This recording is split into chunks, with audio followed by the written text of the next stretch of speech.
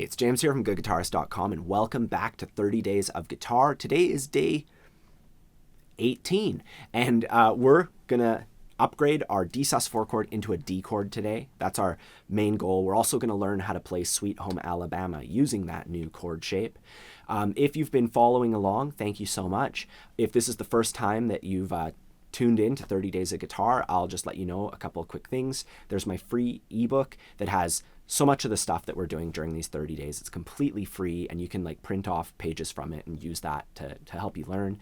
I also have a complete beginner course, which is going to take you a lot further than what we're going to be doing in these 30 days, all the way from just getting started to being a confident strummer, playing your favorite songs. So please check that out if you'd like a more in-depth experience. YouTube does limit, if I make an hour-long lesson, it's at the bottom of the pile. The YouTube algorithm pretty much guarantees that.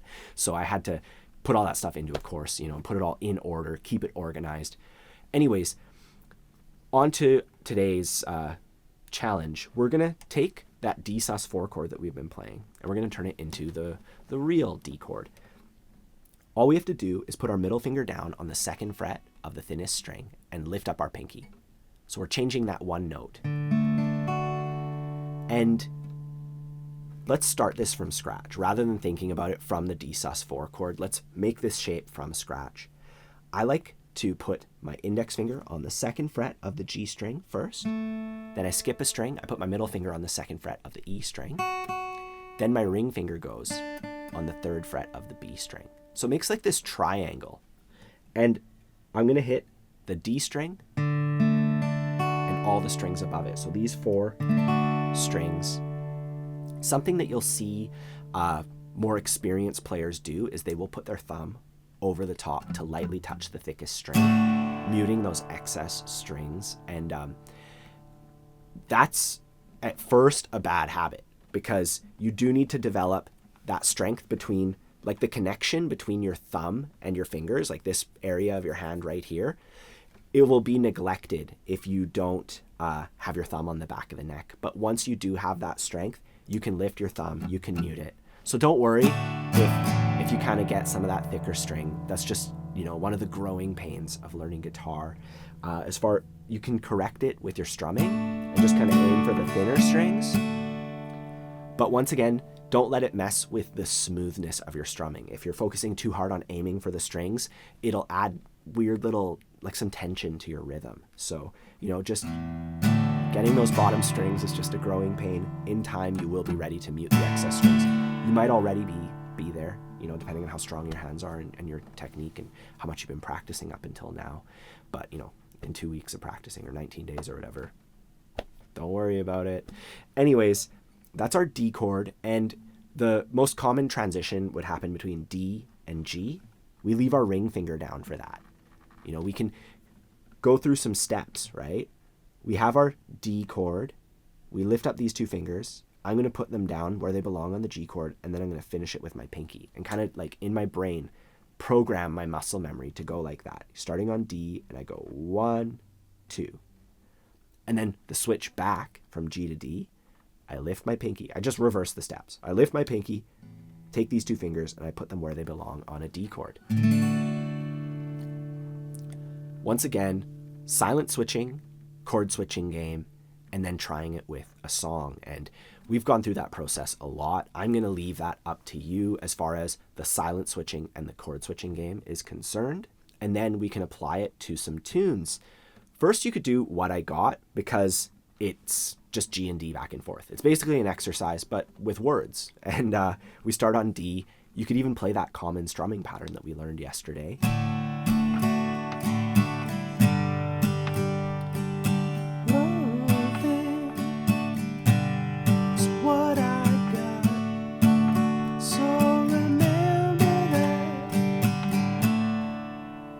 Or we could try something new. We could play Sweet Home Alabama, which we go from D to C add 9, which is the same steps, except our fingers end up on these 2 strings instead of the thicker strings, and then G. So you can see there I have the chords written out: D, C, and then 2 measures of G. So we do our strumming pattern once on D, once on C add 9, 2 times on G. And at first, I would just strum it out, just going 2, 3, 4, 1, and counting it.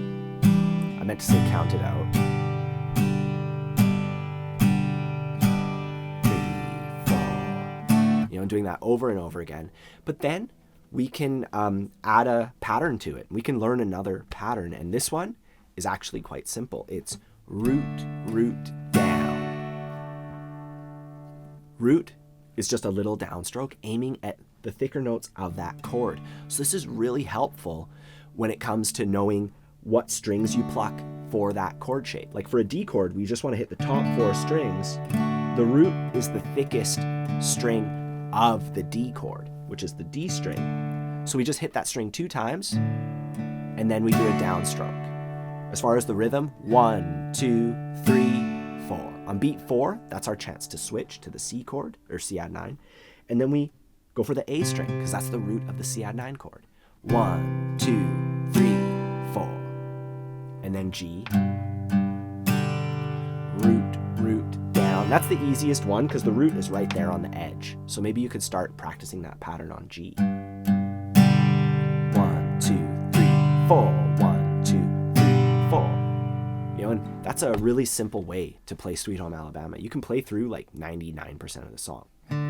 Sweet Home Alabama,